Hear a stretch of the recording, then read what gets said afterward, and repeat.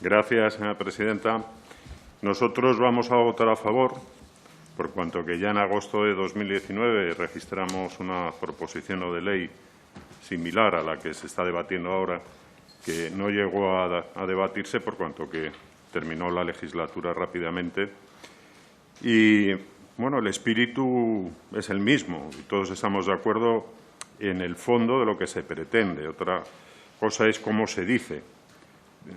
Me acaban de pasar, justo cuando hemos empezado, la transaccional, que me parece bien, pero creo que no recoge realmente textualmente lo que se quiere decir en el fondo, por cuanto que termina diciendo al reconocimiento de las prestaciones, pero no se dice qué.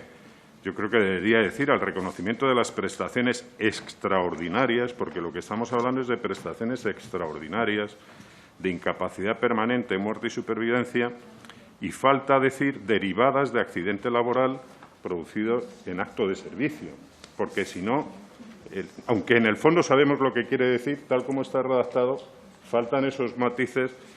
En cualquier caso, la vamos a votar a favor y lo que esperamos es que luego el Gobierno pues adapte la normativa, como ya se ha dicho aquí, posiblemente el marco del decreto 1087-2015 no era el adecuado, por cuanto que era un régimen transitorio de paso de clases pasivas a régimen general de los miembros de las fuerzas y cuerpos de seguridad del Estado. Hombre, el Gobierno ha contestado eso en una pregunta, pero siempre en un decreto se puede añadir unas disposiciones finales o adicionales, en su caso, donde se regulen otras situaciones. Pero, bueno, en cualquier caso, esperamos que el Gobierno adopte las normas necesarias para que se reconozca la peligrosidad y la penosidad y, en consecuencia, el carácter de policía local como profesión de riesgo y esperemos que no ocurra lo mismo de lo que ha ocurrido con la equiparación salarial de policías y guardias civiles con el resto de fuerzas y cuerpos de seguridad del Estado, que todos estamos de acuerdo, pero luego a la hora de la verdad no se termina de materializar. Y respecto a lo de las prestaciones extraordinarias que decía antes, desde luego en Vox lo que queremos es que cuando sea situación derivada de accidente laboral en acto de servicio, que la pensión que les queda a los policías y a los guardias civiles, y cuando digo policías incluyo nacionales y locales, sea del 100% de las retribuciones reales que percibe el policía en ese momento, por cuanto que si es del 100% de la base de cotización pierden bastante de sus complementos, y eso produce que, llegada a determinada edad, pues te pienses mucho el arriesgarte a perder un ojo, a perder un brazo, cuando tienes hijos, hipotecas y demás. Y creo que aquí se debería hacer un esfuerzo, por cuanto que económicamente es muy poco, a que fuera del 100% de las retribuciones reales que percibe el policía en el momento de sufrir el accidente laboral. Nada más. Muchas gracias. Muchas gracias. Señorías, ¿qué clase de administración queremos para la España del siglo XXI? ¿Queremos contar con directivos públicos profesionales o políticos? Esta es la disyuntiva. Y en esta disyuntiva hay que mojarse. ¿Qué es lo que hace el Grupo Vox con su iniciativa y lo que no hace el Grupo Socialista con la suya? La cual, dicho sea con el debido respeto, parece más bien lo que llaman los italianos un fuoco de artificio, porque ni concreta ni aporta nada en su escrito. No obstante, bueno es que el Grupo Socialista reconozca, al menos, que el nombramiento de los altos cargos debe hacerse entre personas idóneas y que, además, proponga que se regulen los requisitos y los criterios de selección, sobre todo teniendo en cuenta el poco adecuado perfil con el que el actual Gobierno ha nombrado a decenas de directores generales e incluso al amiguete presidencial traído desde Estados Unidos. Debemos suponer, por tanto, que la iniciativa del Grupo Socialista supone un reconocimiento de lo mal hecho y un propósito de enmienda de cara al futuro. Ojalá. Bienvenida sea en este caso. Vox siempre ha defendido que España necesita contar con una administración despolitizada, objetiva y eficiente. Y, por supuesto, dirigida por los mejores.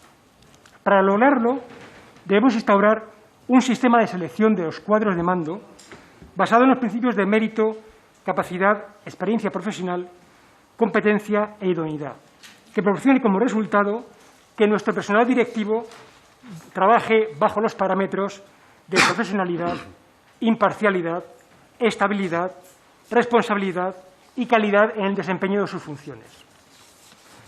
Contar con un estatuto del directivo público en desarrollo del artículo 13 del EBEP es fundamental con el fin de instaurar en la administración pública y también en el sector público empresarial un sistema profesionalizado del directivo, para que su trabajo y la propia administración no estén al albur de ninguna ideología. Todos los puestos, desde el nivel de su director general hasta el de su secretario y equivalentes, deben ser ocupados por verdaderos profesionales del sector y gozar de estabilidad para desarrollar de forma eficiente su labor. A tal fin, proponemos en Vox implantar, con los matices que sean necesarios, el denominado sistema portugués. Portugal, con su Ley 64/2011, de modificación de reclutamiento, selección y provisión de cargos públicos, introdujo una comisión de reclutamiento y selección para la administración pública como entidad independiente encargada de la selección de los candidatos a ocupar puestos directivos superiores. De esta manera, se encomienda a una autoridad distinta del órgano de nombramiento de los directivos públicos la capacidad de llevar a cabo la selección del directivo de una manera independiente, pública, transparente y competitiva. Con este sistema, Portugal ha conseguido convertirse en un ejemplo a nivel internacional en la selección de directivos públicos al eliminar la discrecionalidad existente hasta entonces en su nombramiento, que es precisamente uno de los males que aquejan al sistema español. Para culminar el sistema, sería necesario recoger en este estatuto los principios de imparcialidad en la actuación y de estabilidad en el nombramiento, de manera que, por un lado, el personal directivo pueda gestionar con más libertad la materia de su competencia y, por el otro, se garantice un periodo de ejercicio superior a una legislatura, es decir, 5 años al menos. Por último, también consideramos necesario, al hilo de la profesionalización del personal directivo, abordar con seriedad el problema que supone que gobiernos como el actual abusen de la excepcionalidad mencionada en el segundo párrafo del artículo 66.2 de la Ley de Régimen Jurídico del Sector Público para nombrar a personal no funcionario en puestos de director general. El puesto de director general es el nexo de unión entre la Administración y sus órganos de alta dirección. De ahí que el legislador haya querido reservar con carácter general estos puestos e incluso otros de alto cargo de manera exclusiva para funcionarios de carrera, porque considera que son los técnicos quienes mejor conocen la Administración y, por tanto, los idóneos para ocupar tales puestos. Por ello, debemos también instar al Gobierno a que modifique la ley para garantizar que las direcciones generales sean ocupadas exclusivamente por funcionarios de carrera, no por amiguetes, porque para colocar a amiguetes ya están los gabinetes de los ministerios, de las vicepresidencias y de la presidencia del Gobierno, como también hemos visto recientemente. Respecto de las enmiendas presentadas a nuestra PNL, hemos de decir que la del Grupo Socialista realmente no añade nada nuevo en relación con su propia iniciativa y que la del Grupo Popular nos parece una enmienda que es razonablemente buena, aunque consideramos que le falta un punto esencial para garantizar la imparcialidad del directivo público, que sería la de recoger la creación de la Comisión de Selección de Personal Directivo. Sin nada más, diremos que la iniciativa del Grupo Socialista, nosotros no estamos en contra de ella, porque al menos reconoce que es necesario que se haga un cambio en la situación actual y, pues, simplemente con esto finalizo mi intervención. Muchas gracias. Sí, gracias, señora presidenta. Señorías, la propuesta de Unidas Podemos está dentro de lo esperado. Como viene siendo habitual, el comunismo siempre busca el enfrentamiento. Por ello, de una lucha de clases pasamos a la lucha entre el hombre y la mujer, entre el Estado y la familia, la violencia sin adjetivos, a la violencia de género y a la brecha salarial. Ahora pretende decirnos que es fundamental un protocolo de actuación ante las agresiones sexuales en el ámbito de AGE, como si la actual legislación no protegiera suficientemente a los españoles y a los funcionarios. Tenemos la Constitución, el Código Penal, la Ley Orgánica 3/2007, la Ley 7/2007 del Estatuto Básico.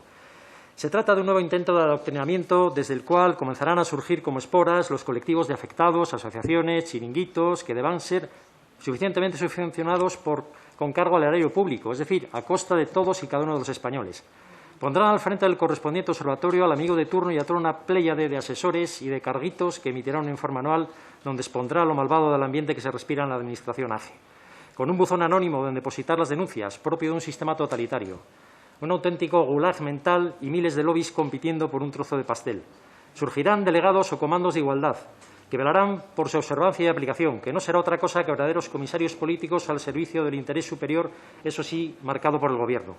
Una auténtica maquinaria procedimental y sancionadora al margen de los jueces y de los tribunales de justicia, al más estilo orwelliano. Ahora bien, ustedes solo aplican los protocolos cuando les interesan. No aplican protocolos con las 16 niñas de los centros de acogida de Mallorca explotadas sexualmente y sobre los que Podemos impidió su investigación. Y cuando tienen que cumplir sus propios protocolos se los saltan.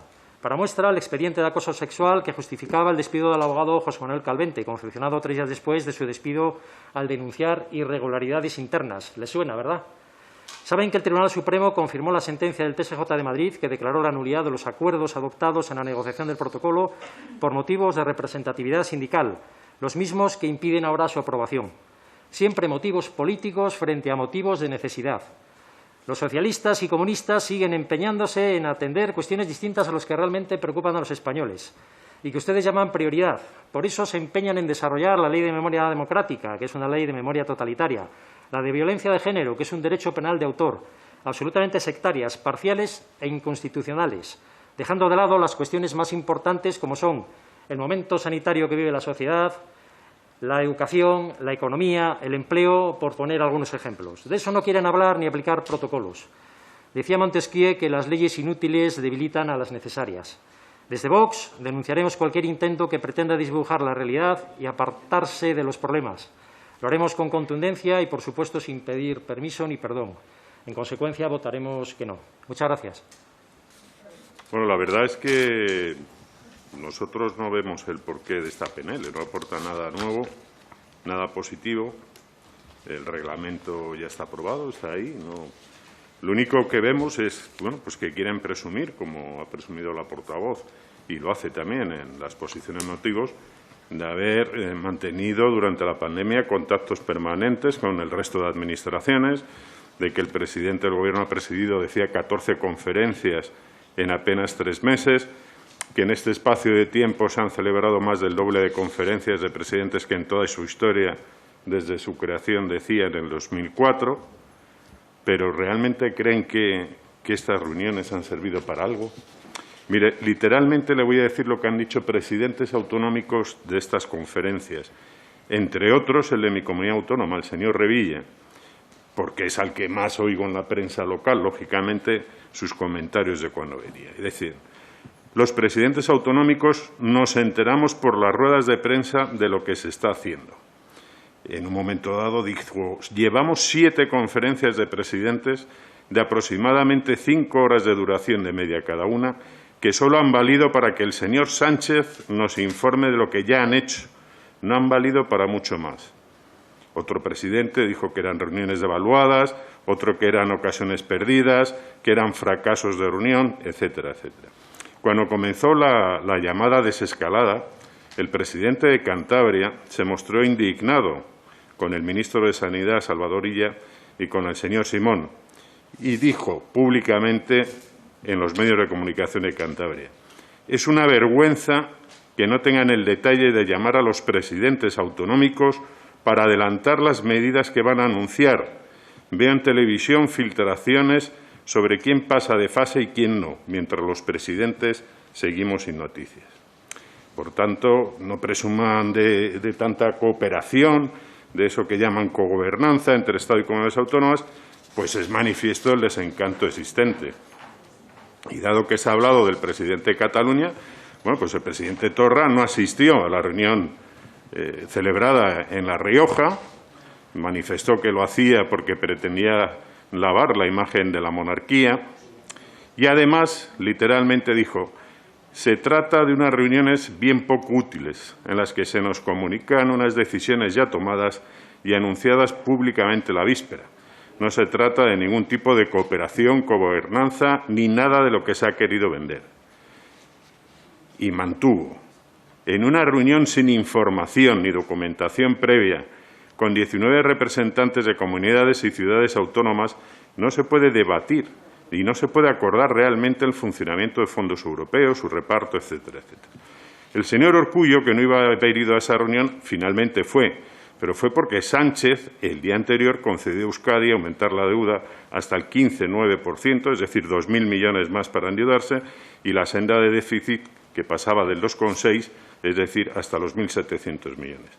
La presidenta de la Comunidad de Madrid en ese momento dijo: los déficits a la carta los denunciamos y las negociaciones bilaterales. No se puede pedir que unas comunidades autónomas tengan más independencia y otras menos autonomía. Y termino ya. En su autoenmienda, hablan ahora de crear una secretaría permanente.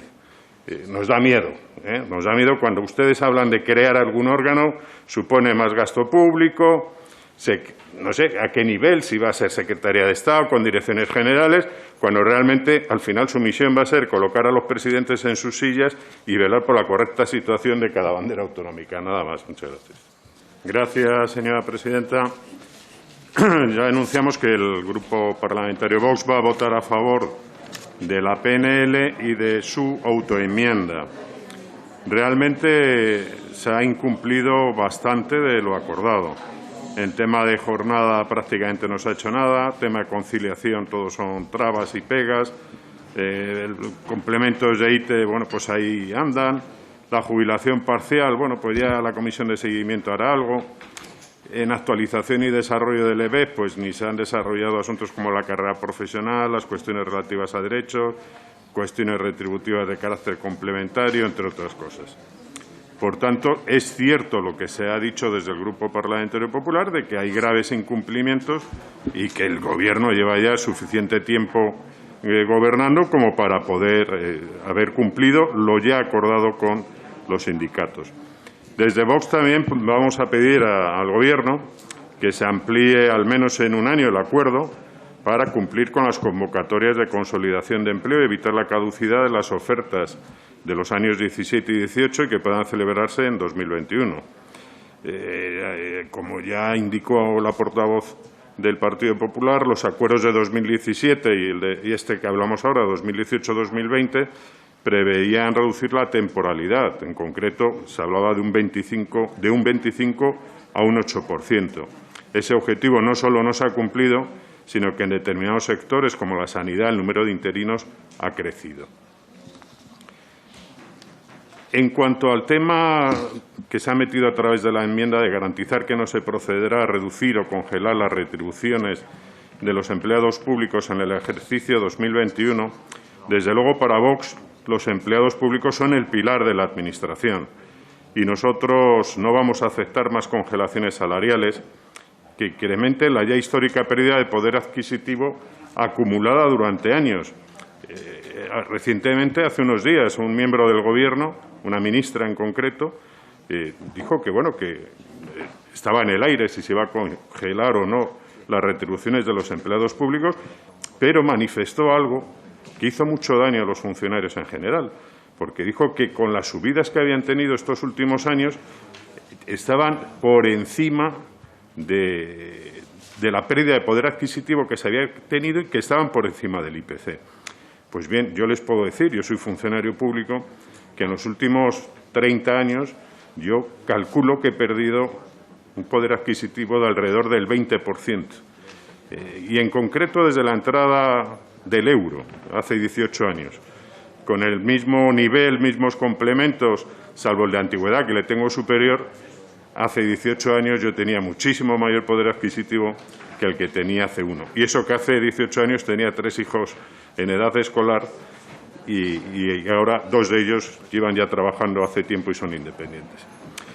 Por tanto, nosotros nos vamos a negar y vamos a hacer todo lo posible para que no haya más congelaciones salariales y también, por eso hemos propuesto una reforma de la legislación vigente en el sentido de que se fije un máximo legal de vicepresidencias y ministerios, porque antes de congelar sueldo a los empleados lo que se debe es reducir todo el entramado político y de cargos políticos que tiene este Gobierno, que es el que más cargos tiene de toda la historia de España. Nada más y muchas gracias.